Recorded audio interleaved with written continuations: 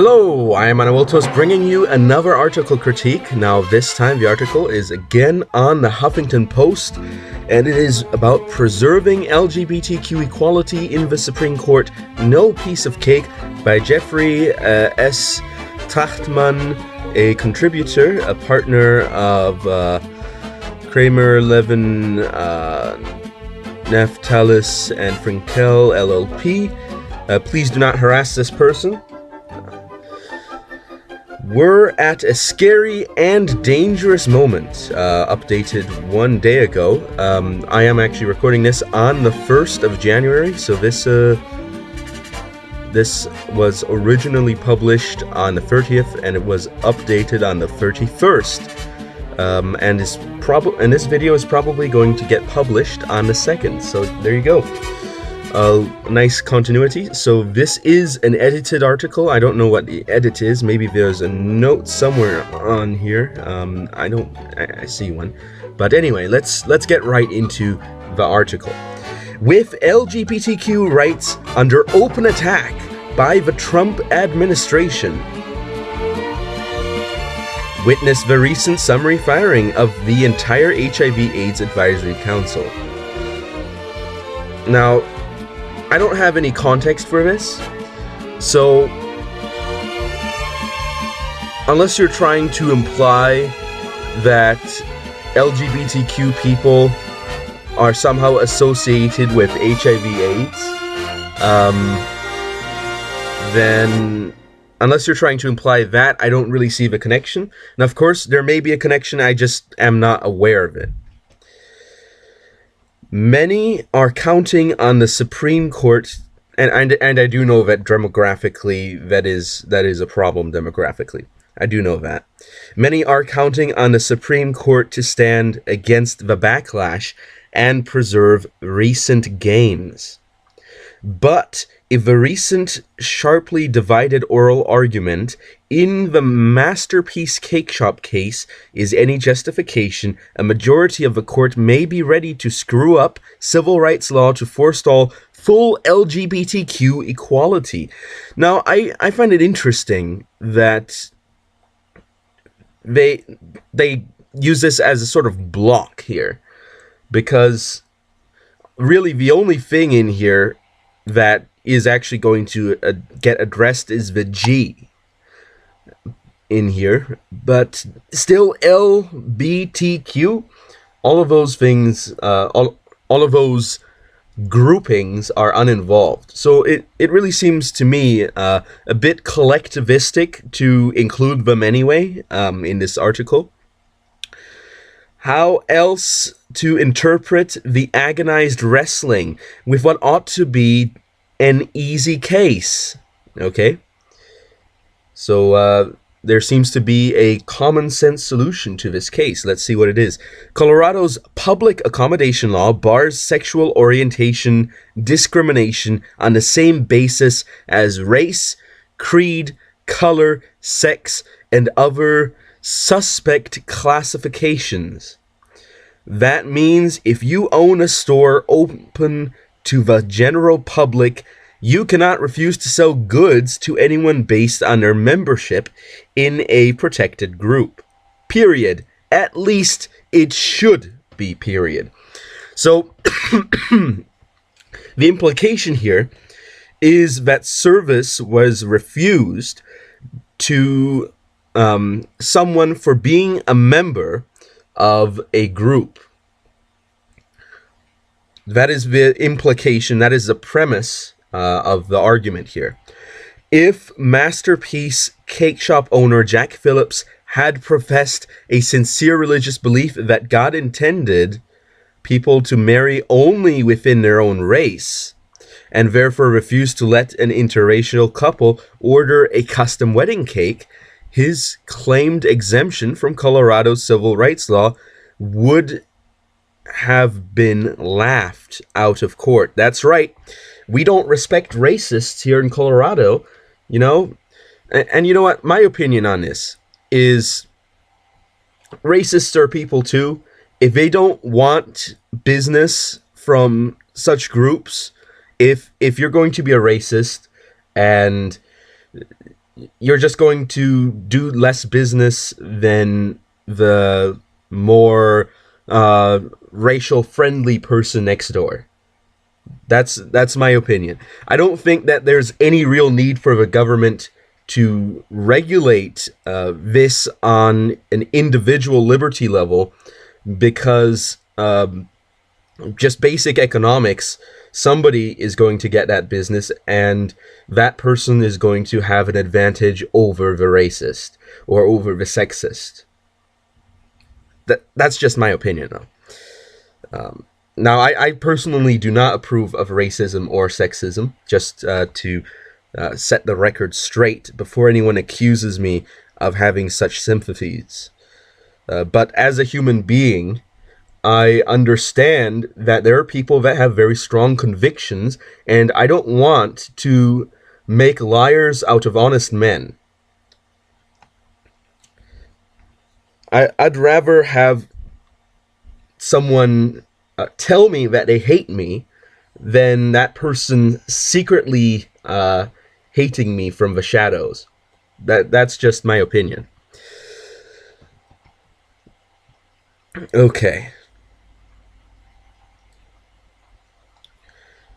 Mr. Phillips' lawyer, Kristen Waggoner, admitted as much under tough questioning by Justices Sotomayor, an Obama appointee, and Kagan, or Kagan. I am... Okay, I'm gonna be honest here. I don't keep up with who's all in the Supreme Court nowadays. She didn't have much choice because the Supreme Court rejected as frivolous nearly 50 years ago a claimed religiously based right to exclude African Americans from lunch counters. So the equivocation here is being made between a race-based discrimination and a sexual orientation-based discrimination. And according to the law, those things are covered in the same manner. And I'm going to continue the article for now. I'm just hoping that they're eventually going to get to the other side of the issue and address that, so that at least they've made a fair argument rather than a one-sided argument. Okay.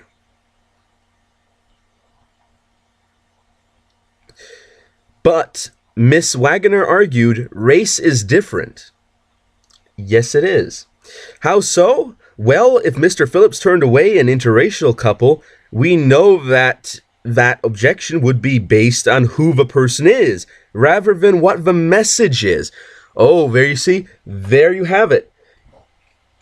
The defense is saying that it's not because they're gay. It's because they want him to send a gay message. That's what the defense is saying. Huh? It's pretty clear that Charlie Craig and David Mullins were turned away from Masterpiece Cake Shop precisely because of who they were, a gay couple trying to buy a wedding cake. There's no indication that Mr. Phillips refuses to bake cakes for Jews, interfaith couples, atheists, or anyone else whose marriages don't fit his religious model, just same-sex couples. So, again, you just entirely disregarded what the defense was saying here. The defense was agreeing with you in the sense that, yes, it would be illegal if it were because of sexual orientation. But it's an entirely different issue because... Now, I'm going to inject my own knowledge here of what's happened in this case. They want him to make a cake that has a gay theme to it. I'm not entirely sure exactly what they wanted, whether it was writing or whether it was having two men figurines on the cake. The person making the cake decided that this is not something that he wants to do because it would be something that he would consider morally reprehensible to do, to send a message that is inconsistent with his viewpoints of morality. That's sort of like if you go to a Jewish bakery and you ask them to make a cake that says some pretty edgy stuff. Okay, let's get demonetized here. A cake that says something like the Holocaust is a good thing. Hitler did right with the Holocaust. Or something like God hates Jews. And you know what? I'm pretty sure that somebody doing that would definitely find that objectionable. But wait. I just found a perfect example here. You go to a gay bakery, and it's a heterosexual saying, heterosexuality is the only valid form of heterosexuality. Put that on my cake. And the gay person says, I can't do that. That's not something I entirely disagree with. That'd be a very bad message, a very inconsistent message for me to send as an artist. And that's the defense here. That is what the defense is saying is happening. But that's obviously what the Huffington Post writer here is entirely ignoring. And he is aware of what the defense is, because it's mentioned here. It's just that he's choosing not to engage with that and instead go on with his own narrative that they were just outright refused because of their sexual orientation and not because of what they were trying to order. Half the court, Justice Kennedy, always being a toss-up, seemed to recognize that this is the essence of discrimination. Any message that Mr. Phillips wished to send about his religious objection to same-sex couples marrying is trumped by his basic civic obligation, having opened a public bakery that, by the way, is privately owned, to sell the same products to all. And that was the result reached just this week by an Oregon state court in a very similar case. But here's the issue. That's not the same product, though, because he isn't selling the same exact cakes to everyone. These are custom cakes. And there are actual limitations to how you can make a cake. And those are physical limitations. And if someone asked you to make a cake that does not conform to those physical limitations, then you would have to refuse. And in a different sense, this man has his own moral limitations, and if you ask him to make a cake that goes beyond his moral limitations, then he would have to refuse. So, and the same thing for any other group, really. I think it's pretty easy to come up with examples of cases where somebody else could have the exact opposite situation. Okay. If we would know this more instinctively in a race case, that's only because of an arduously built social consensus that remains more fragile for LGBTQ rights. That's right. It's not just the gays, it's the lesbians, the bisexuals, the transgenders, the queers. It's all of them.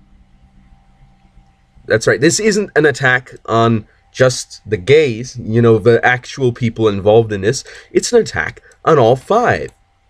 And and if you'd put a plus there, on other groups as well.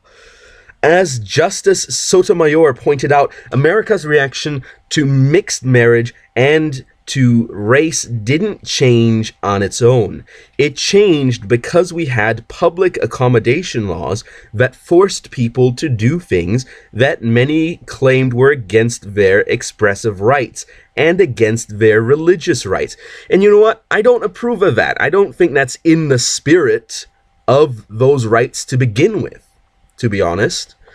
If someone wants to be a racist, let him be a racist, and he'll just not have as much business as everybody else.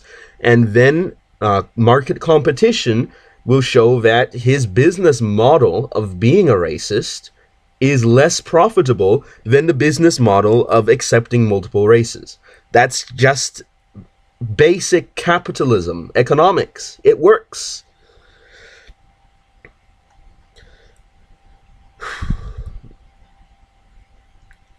Recognizing that consensus, Ms. Wagner further argued that even if a racial exclusion was motivated by a policy message rather than the identity of the customer denied service, a claimed exemption could still be overruled by the compelling state interest in eradicating racial discrimination. That's right here.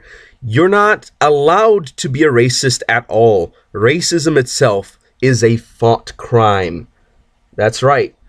If you are a racist, if you refuse business because you're subliminally a racist here, it's not allowed. That's right. Well, to be more exact, you're not allowed to conscientiously object to doing things that are against your moral code. That's what they're saying here. They want you to do whatever you're told. But what about the compelling interest in ending anti-LGBTQ discrimination? Remember, this is not about the still contested issue of whether sexual orientation should be treated like race under federal constitutional law, because let's be honest, it's not really the same thing, is it?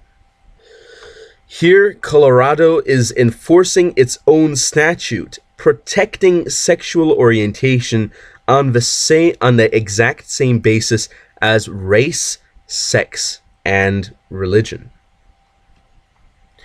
David Cole of the ACLU, arguing for the plaintiffs, crystallized the danger in these arguments that to justify exempting Mr. Phillips from the Colorado law, the court might draw a distinction that would constitutionally relegate gay and lesbian people to second-class status, even when a state has chosen, as Colorado has done here, to extend them equal treatment.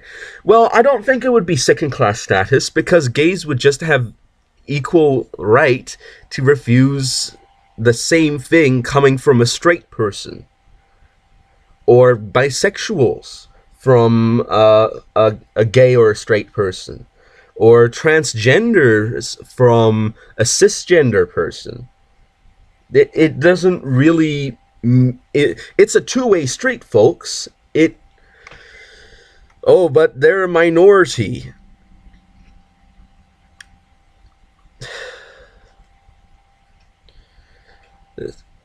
It's equal treatment. If they're a minority and they can do the same thing to the majority that the majority can do to the minority, it's still equal, even if there's less of them. That's why Justice Kennedy's skepticism of Colorado's enforcement action was so alarming, by suggesting that the state has been neither tolerant nor respectful of Mr. Phillips's religious beliefs. That accommodation was quite possible, because we assume there were other good bakery shops that were available. There you go. He just loses their business and they go somewhere else. That's all they had to do.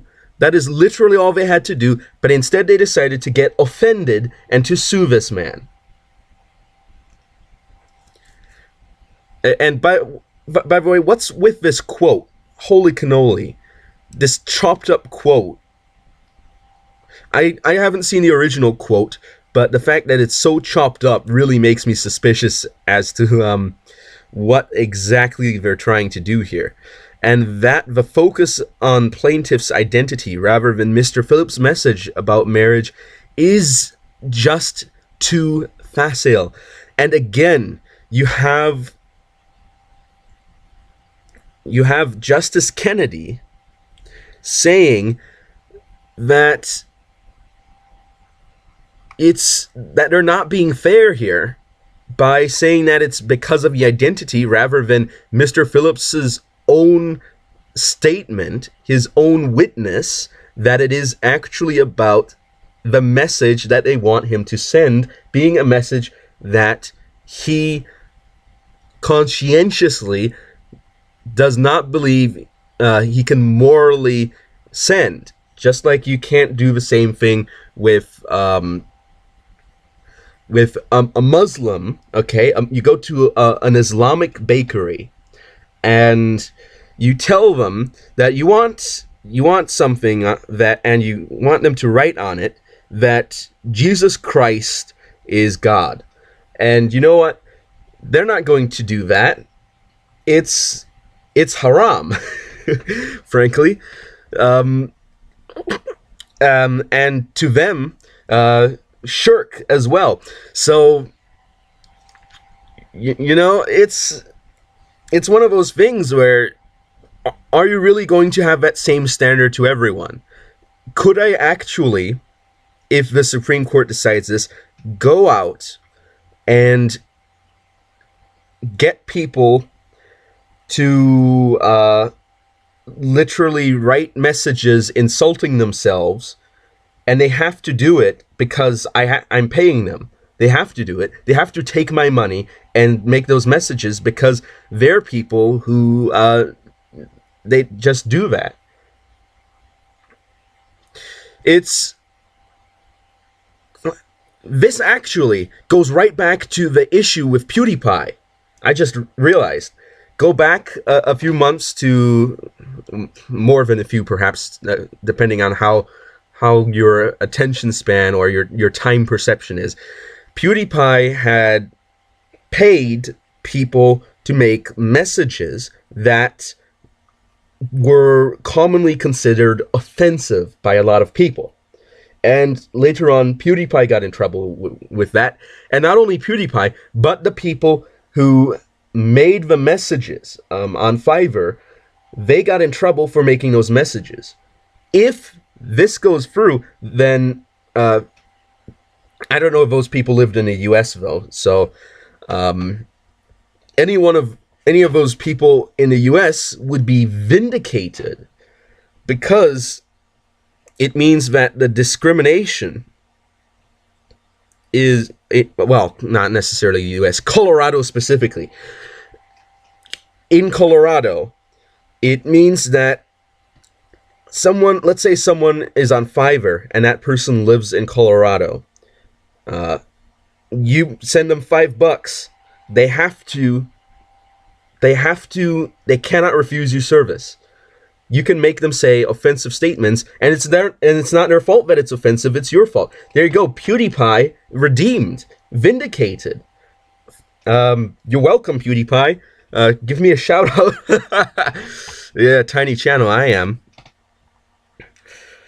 Okay, and half the people watching this video are wondering, who even is this PewDiePie? Okay.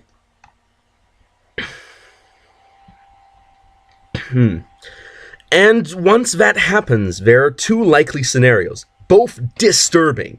Either the courts apply the precedent to start recognizing good faith free speech and religious objections to serving other minority groups, just like they recognize that certain religious groups have objections to fighting in wars.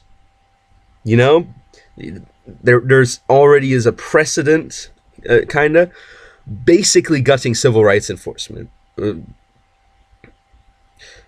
And again, that's not what the defense is saying. So this wouldn't actually happen, because if the decision of a court favors the defense and actually goes with the defense that the defense is using, then it's not going to hinder any minority groups from getting service. All it's going to do is it's going to allow people to refuse to send messages that they find morally bad.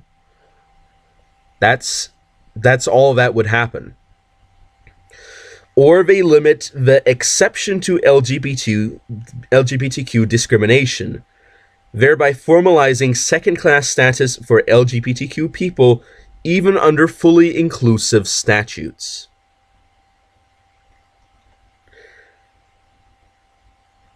Justice Kennedy may only be flirting with this disaster. He also noted that putting a sign in the bakery window saying, "We do not bake cakes for gay weddings," would be an affront to the gay community. And he may realize not only that his legacy is at stake, but also that the equal dignity principles underlying his historic gay rights decisions requires the court to preserve traditional, even-handed enforcement of public accommodation statutes. He may yet recognize that this is about full participation in society, not access to baked goods. And again, it's not even about access to baked goods, because they could just go somewhere else. It's not as if the mayor said, "You can't get baked goods here because you're gay." There's other people, and there are people who probably wouldn't mind doing that as long as they get paid. And it just so happens that Mr. Phillips here isn't one of those. But on this, as with so many other issues coming to a head in 2018, we're at a scary and dangerous moment. And that's the end of the article. Homosexuals only. And again, that's not what the defense is saying. That's clearly, as you actually have recognized in this article, dear writer, and that's also what Justice Kennedy has recognized is not what the defense is saying. So you're really just taking the offense on here. You're taking the prosecution, and you're presenting the prosecution side as if it's the only valid side of the story, without actually offering any justification for rejecting the defense, which actually, in our legal process, you really have to deal with what the defense is saying, because the defense, you can't just treat the prosecution as if their argument naturally holds a higher position than the defense's argument. That's counter to what the U.S. legal system stands for. It's counter to the presumption of innocence, which is still important.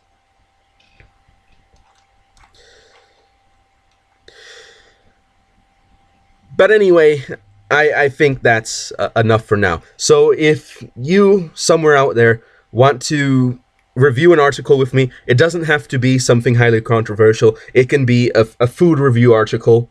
It can be an article about literally whatever you want. I'll do anything except for pornographic stuff. I don't like that to be on my YouTube channel. That's definitely not something that is okay in the terms of service, nor is it something that I really want to have associated with me as a person.